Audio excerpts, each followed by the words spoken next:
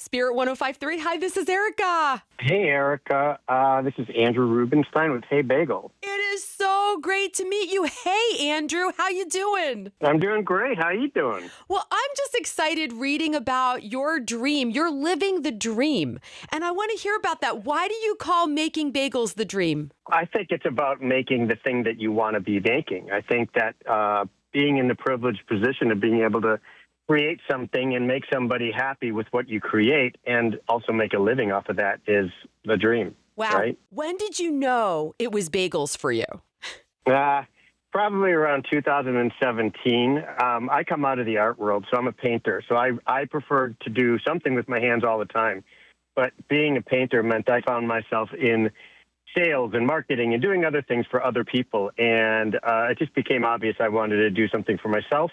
And at the time, we didn't have a really great bagel landscape in Seattle, and I was missing a great bagel. I also just wanted to be able to create something. I knew that, doing a full restaurant was way too much for a simple mind like me.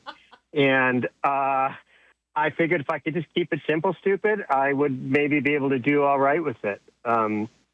And, at the time, we had better burgers. We had better cupcakes. We had better ice cream.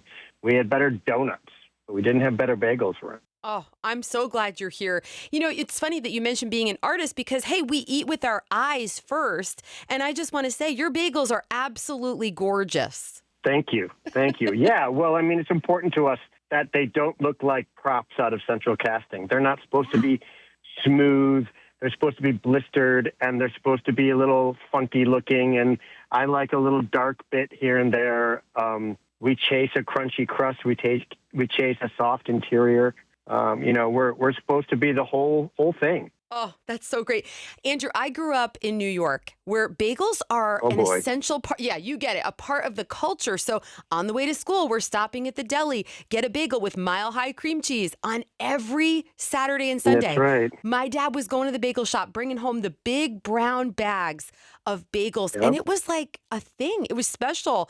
So what makes bagels special for you? So I want my bagels to be something more than just round bread. I think that we have gone through decades of people pushing a pretty unrefined, unrigorous process on the customers. I want bagels to be warm to hot when I go pick them up. That is our aim all the time, right? It's very hard to do, but it's something that we have the burden to keep up. I want them to... My ideal bagel is a sesame bagel. It's got a little bit of salt on the outside of it. It's crunchy. The sesame's not pale. It's a little toasted looking, and my bagel dough shouldn't just taste like nothing. It should have a little bit of salt in the dough. And we are a sourdough bagel. So we produce a bagel that is non-traditional in that way because we want the bagel dough to have more taste to it. Yum. My mouth is watering here, Andrew. When you talk about how you delight in delighting your customer, that makes my day. What do you want somebody to feel when they walk into Hey Bagel? So I want them to let go. Like, this world is full of cynicism right now, whether it's in what I see politically or whether what I see in marketing. Yes. I want folks to come in and feel a genuine sense of joy. I want them to feel like a lab just came up to them and wagged its tail and is super happy to greet you. I want them to, for a minute, take a break from the rest of the world for bagel and cream cheese for whatever, $8, walk out and feel for at least a moment that it was all worth it at a low cost. And I got to tell you, I don't want that just for my customers. I want that for my team. Yes. Like, we talk about no politics in the shop. We talk about, taking a break. Talk about just like everybody gets the benefit of the doubt from each other to the customer. We don't know what customers come in from. We're right by Children's Hospital.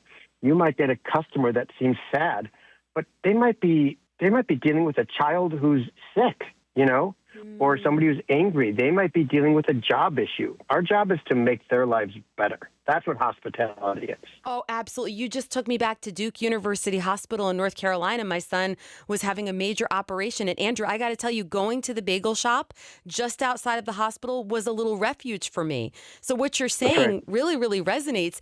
Do you have a favorite customer or a couple that come in who you love to wait on?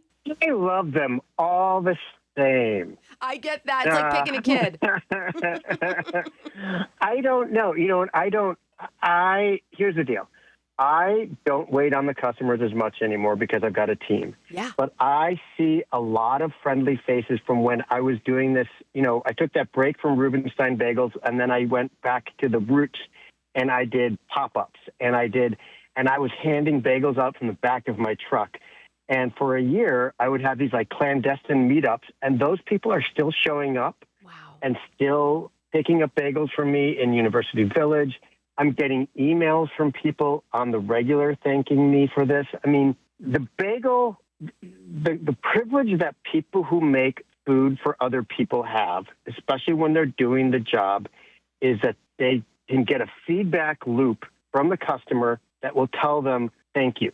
This made my day. And even back when I was delivering during the COVID days, I mean, I was selling out weeks in advance, and people loved it because I was at least showing up at their doorstep with a fresh bag of bagels. Nothing better. Andrew Rubenstein from Hey Bagel in Seattle. Thank you for hanging out with us. I am going to come see you soon. Really appreciate what you're doing in our city. May, thank you. I appreciate it, Erica.